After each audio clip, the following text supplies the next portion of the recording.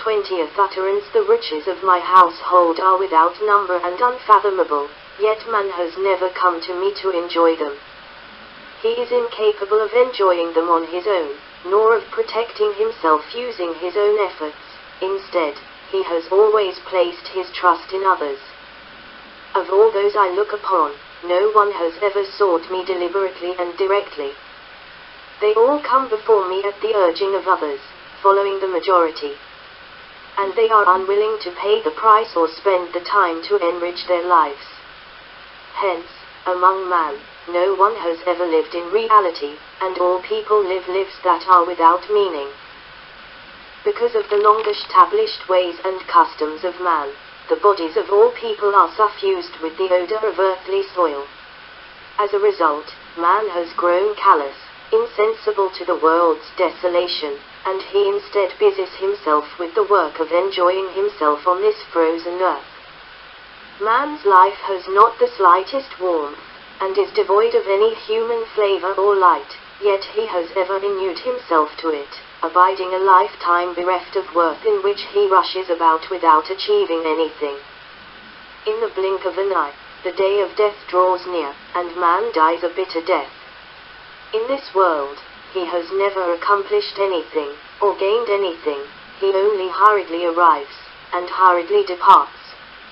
None of those in my eyes have ever brought anything, or taken anything away, and so man feels that the world is unfair. Yet none are willing to hurry away. They merely await the day when my promise from heaven will suddenly come among man, allowing them, at the time when they have gone astray, to once more behold the way of eternal life. Thus, man fixates upon my every deed and action to see whether I have really kept my promise to him. When he is in the midst of affliction, or in extreme pain, or beset by trials and about to fall, man curses the day of his birth so that he may sooner escape his troubles and move to another ideal place. But when the trials have passed, man is filled with joy. He celebrates the day of his birth on earth and asks that I bless his day of birth. At this time, man no longer mentions the oaths of the past, deeply fearful that death will come upon him a second time. When my hands raise up the world, people dance with joy. They are no longer sorrowful, and they all depend on me. When I cover my face with my hands, and press people beneath the ground, they immediately feel short of breath, and are barely able to survive. They all cry out to me, terrified that I will destroy them, for they all wish to behold the day when I am glorified. Man takes my day as the principle of his existence, and it is only because people long for the day when my glory will arrive that mankind has survived until today. The blessing decreed by my mouth is that those who are born during the last days are fortunate enough to behold all of my glory. Throughout the ages, many have departed from this world in disappointment, and with reluctance, and many have come into it with hope and faith. I have arranged for many to come, and have sent many away. Countless people have passed through my hands. Many spirits have been cast into Hades, many have lived in the flesh, and many have died and been reborn on earth. Yet never have any of them had the opportunity to enjoy the blessings of the kingdom today. I have given man so much, yet he has gained little, for the onslaught of Satan's forces has left him unable to enjoy all of my riches. He has only had the good fortune to look upon, but has never been able to fully enjoy. Man has never discovered the treasure house in his body to receive the riches of heaven, and so he has lost the blessings that I have bestowed upon him. Is man's spirit not the very faculty that connects him to my spirit? Why has man never engaged me with his spirit?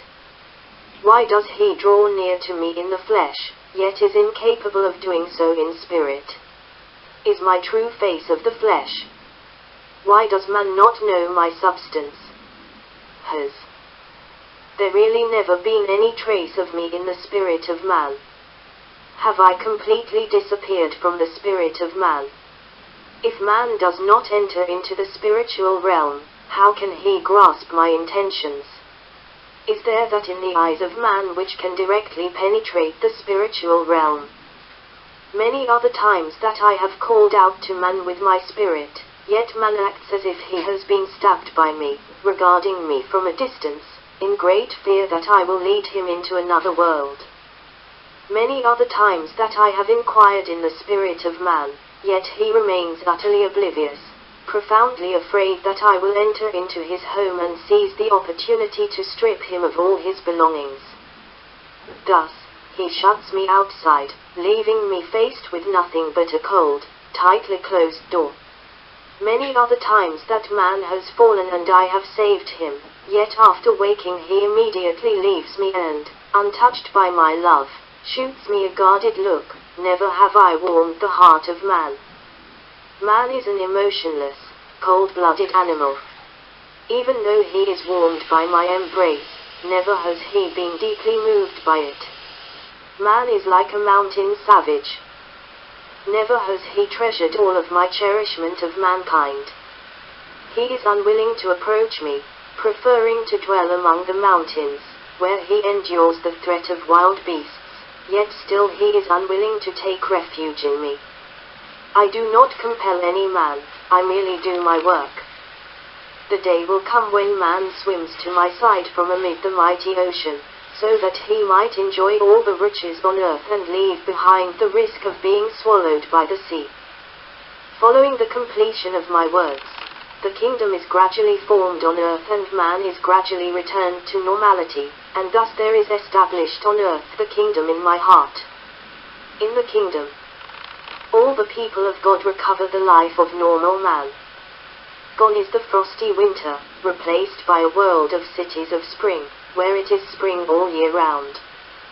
No longer are people faced with the gloomy, miserable world of man, no longer do they endure the cold chill of the world of man.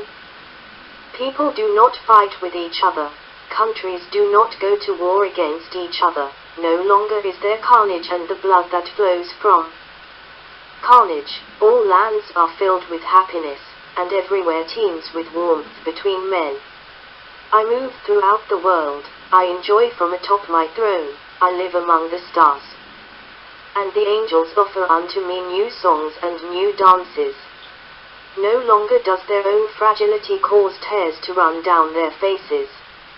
No longer do I hear, before me, the sound of the angels weeping, and no longer does anyone complain of hardship to me. Today, you all live before me, tomorrow, you will all exist in my kingdom. Is this not the greatest blessing that I bestow upon man? Because of the price you pay today, you will inherit the blessings of the future and will live among my glory. Do you still not wish to engage with the substance of my spirit? Do you still wish to slay yourselves? People are willing to pursue the promises that he can see, even though they are ephemeral, yet none are willing to accept the promises of tomorrow, even though they are for eternity. The things that are visible to man are the things that I will annihilate, and the things that are impalpable to man are the things that I will accomplish. This is the difference between God and man. Man has kept a record of my day, yet no one has ever known the exact date, and thus man can live only in the midst of stupor. Because man's longings resound across the limitless skies, and then disappear, man has lost hope over and over again, such that he has descended to his current circumstances. The goal of my utterances is not to make man pursue dates, nor to drive him to his own destruction as a result of his despair.